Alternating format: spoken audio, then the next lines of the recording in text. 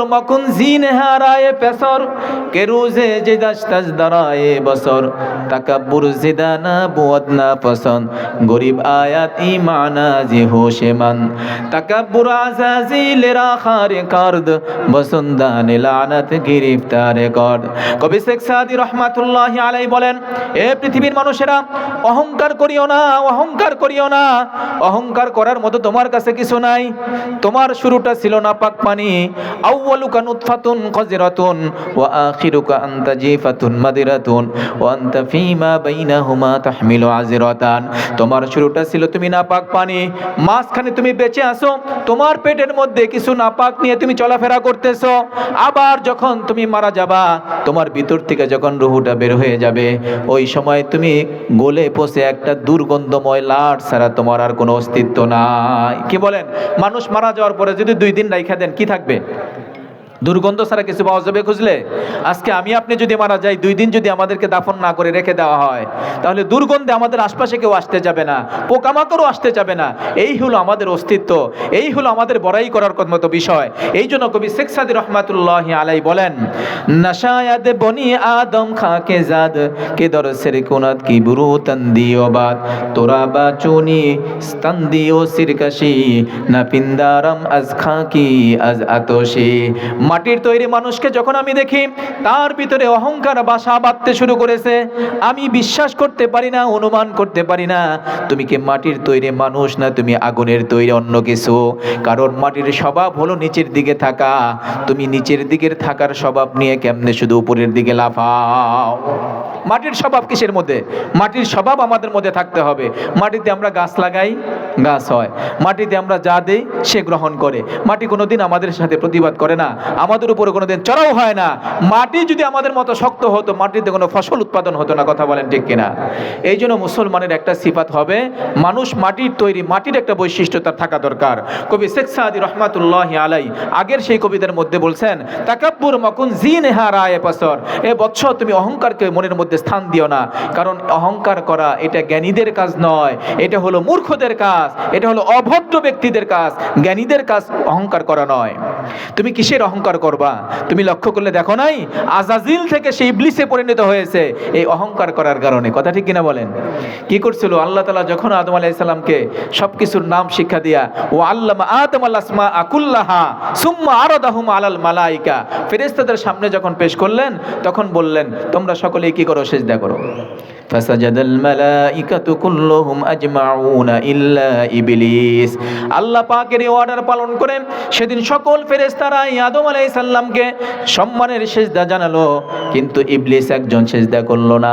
আল্লাহ তাকে জিজ্ঞাসা করলেন, ইবলিস কেন তুমি সিজদা করো না? কেন তুমি সিজদা করলে না? আমার অর্ডারকে কেন তুমি অমান্য করলে?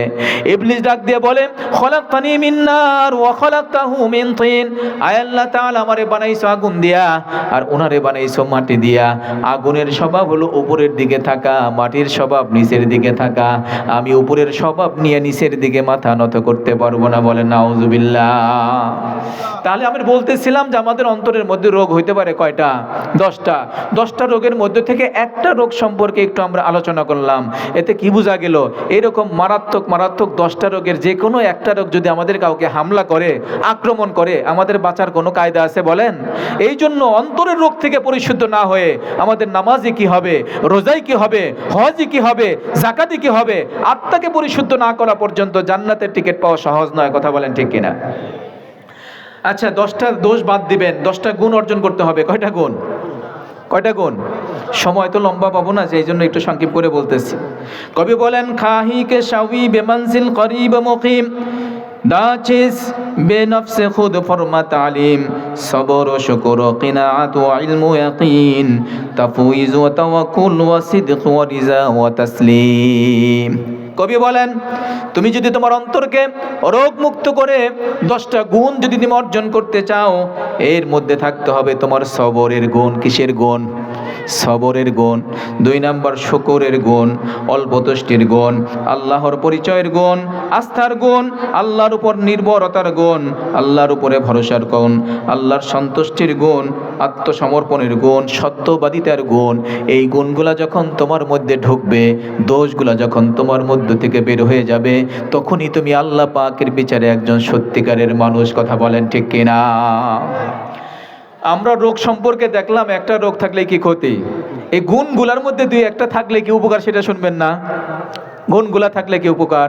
এখান থেকে 2টা নিয়ে বলি আমরা, সবর আর শুকর। কি বলেন? সবর আর শুকর। সবরও আমাদের খুব কম, শুকরও আমাদের খুব কম। আল্লাহ তাআলা কোরআনের মধ্যে বলছেন ইন্নাল্লাহা মাআস সাবিরিন, বলছেন না? আল্লাহ কার সাথে আছেন? ধৈর্যশীলদের সাথে আছেন। আবার আল্লাহ বলছেন ওয়াস্তাঈনু বিস-সাবরি ওয়াস-সালাহ, তোমরা নামাজের সাথে ধৈর্যের মাধ্যমে, ধৈর্যের সাথে আমার কাছে কি করো? সাহায্য প্রার্থনা করো। তাহলে সবরের কথা কোরআনে বারবার বলছেন, শুকরের কথাও বলছেন, লা ইন শাকারতুম লাযিদান্নাকুম ওয়া লা ইন কাফারতুম ইন্না আযাবি লাশাদীদ। তোমরা যদি শুকরিয়া আদায় করো আল্লাহ নিয়ামত বাড়ায় দিবেন, আর যদি অশুকরি করো, নাশুকরি করো, অকৃতজ্ঞ যদি হয়ে যাও, তাহলে আল্লাহ নিয়ামত ছিনায় নেবেন, তোমাদেরকে জাহান্নামের মধ্যে ফেলে দিবেন, আযাব নাজিল করবেন। কথা বলেন ঠিক কিনা?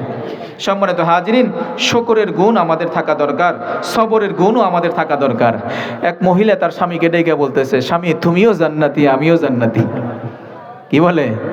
তুমিও জান্নাতি আমিও জান্নাতি। বলে কেমনে তুমিও জান্নাতি আমিও জান্নাতি? আল্লাহ তো কোরআনে বলছেন সবেরকেও জান্নাত দিবেন, শাকেরকেও জান্নাত দিবেন। তো আমি হলাম সবের, তুমি হলা শাকের। কেমনে? আমার মতো সুন্দরী বউ পাইছো তুমি, এই জন্য তুমি হলা শাকের। শুকরিয়া আদায় করতেছো, আল্লাহ আমারে সুন্দরী বউ মিলাই দিছো। আর তোমার মতো বেডৈক্য আর বেডিলা জামাই একটা পাইয়া আমি সবর করতেছি আল্লাহ তাআলার কাছে যে আল্লাহ বেডিলা দিছো, অসুবিধা নাই, স্বামী হিসাবে যখন আমারে মা পাইছো, এইটা নিয়েই আমি কাল শেষ করব। এই জন্য আমি হলাম সবের। আমি সবের, তুমি শাকের। আল্লাহ সবেরকেও জান্নাত দিবে, শাকেরকেও জান্নাত দিবে। এই জন্য আমরা দুইজনে জান্নাতি। সুবহানাল্লাহ। সম্মানিত হাজিরিন, ধৈর্যের গুণ এটা থাকা দরকার। ইমামে আজম আবু হানিফা রাহমাতুল্লাহি আলাইহি, নাম শুনছেন আপনারা? উনি ইমামে আজম, আজম মানে সবচেয়ে বড় ইমাম। ওনার যুগে ওনার মতো বড় ইমাম আর কেউ ছিলেন না, বড় আলেম। তবে ওনার সময় আরও কিছু আলেম ওলামা ছিলেন, সুফিয়ানে সাউরি রহমতুল্লাহি আলাইহি ছিলেন, আরও অনেকেই ছিলেন। তো দুইজনের কথা বলতেছে, আচ্ছা এই যুগে বড় আলেম কেরা বলেন তো? যেমন আমাদের ভুয়াপুরে অনেকেই আছে, বড় কেরা? আপনারা দুজন পরামর্শ করলেন। একজন কবে যে শহীদুল হুজুর মনে হয় বড়, আরেকজন কবেন না আন্তিপুরি হুজুর মনে হয় বড়, আরেকজন কবেন মাহবুব সাহেব হুজুর বড়। কেউ না কেউ বড়, এক একজনের দৃষ্টিতে এক একজন বড়। কথা ঠিক না? তো দুইজন আলাপ করতে গিয়ে বলতেছে, বলো দেখি এই জমানার মধ্যে এই দুইজনের মধ্যে বড় কেরা? সুফিয়ানে সাউরি বড় আলেম না ইমাম আজম আবু হানিফা বড় আলেম? তো যার কাছে জিজ্ঞাসা করছে উনি কয় যার ধৈর্য বেশি সেই বড় আলেম। একটা উত্তর দিছে আর কি, যার ধৈর্য বেশি, সবর বেশি, সেই বড় আলেম। ও আচ্ছা ঠিক আছে, তাহলে আমি দুইজনকেই পরীক্ষা করব। তো ওই পরীক্ষক কি করছেন? সুফিয়ানে সাউরির কাছে গেছেন ওনার ধৈর্য পরীক্ষা করতে গিয়ে সেরা কি এমন একটা কিছু বলছেন, ওনার রাগ উঠে গেছে, থাপ্পড় দেখাতে, যাও এখান থেকে। ও ওনার পরীক্ষা শেষ, ওনার পরীক্ষার চলবে না, উনি পরীক্ষায় ফেল করছেন, উনি বড় আলেম হইতে পারেন নাই, বা আমরা মানতেছি না। তো দেখি ইমামে আজমের কাছে গিয়ে দেখি। তো ইমামে আজমের কাছে গিয়ে ধৈর্যগুণ পরীক্ষা করবেন, তো কেমনে পরীক্ষা করবেন? ইমামে আজম আবু হানিফা রাহমাতুল্লাহি আলাইহি উনি এমন একজন বড় মাপের ব্যক্তি ছিলেন, আপনারা জানেন 40 বছর পর্যন্ত এশারের ওযু দিয়া ফজরের নামাজ পড়ছেন যিনি, উনি হলেন ইমামে আজম আবু হানিফা রাহমাতুল্লাহি আলাইহি।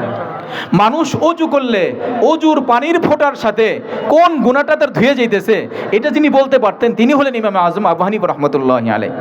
আচ্ছা বলেন দেখি, রাত্রে এশার ওযু দিয়ে ফজরের নামাজ পড়তে গেলে রাত্রে ঘুমাইছে কখন? ঘুমাইলে ওযু থাকেনি? ঘুমাইলে তো ওযু থাকে না, তার মানে রাত্রি তো ঘুমান নাই। একটা মানুষ সারা রাত্রি না ঘুমাইলে দিনে একটু ঘুমানোর দরকার আছে না নাই? ইমাম আজম আবু হানিফা রাহমাতুল্লাহি আলাইহি রাতে ইবাদত বন্দেগীর মধ্যে লিপ্ত থাকতেন। দিনের বেলায় জোহরের নামাজের পরে খানাকে একটু কাইলুলা করতেন, একটু ঘুমায় নিতেন। এইটা ছিল তার অভ্যাস। ওই যে প্রশ্নকারী, তার প্রশ্ন হলো ইমাম সাহেবের ধৈর্য কেমন, আমি একটু পরীক্ষা করতে চাই। তো ঘুমের টাইমে গিয়ে ওনারা দেখলে সে বোঝা যাবে ধৈর্য আছে না নাই। ফ্রি টাইমে গেলে তার ধৈর্য পরীক্ষা করা যাবে না।